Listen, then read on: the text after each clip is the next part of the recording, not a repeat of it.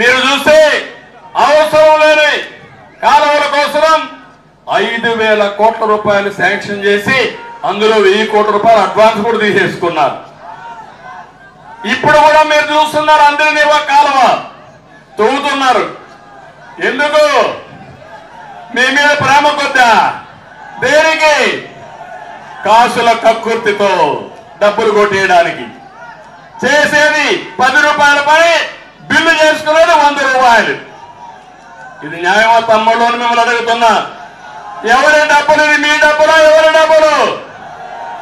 ధైర్యం ఉందా జగన్మోహన్ రెడ్డి మీ మంత్రిని తీసేస్తావా? తీస్తావా అని అడుగుతున్నా.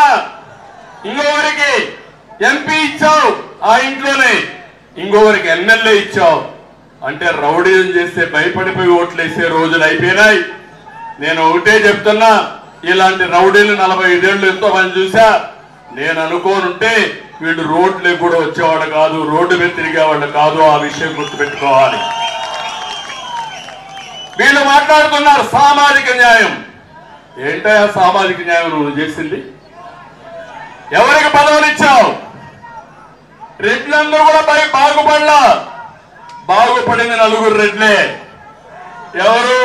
పెద్దిరెడ్డి,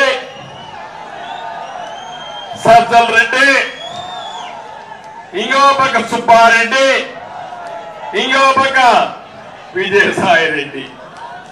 4 రెడ్లు బాగుపడితే దేశం అంతా రెడ్లు బాగుపడ్డారా? తమ్ముళ్ళు ఆంజనేయ రెడ్డి బాగుపడ్డా?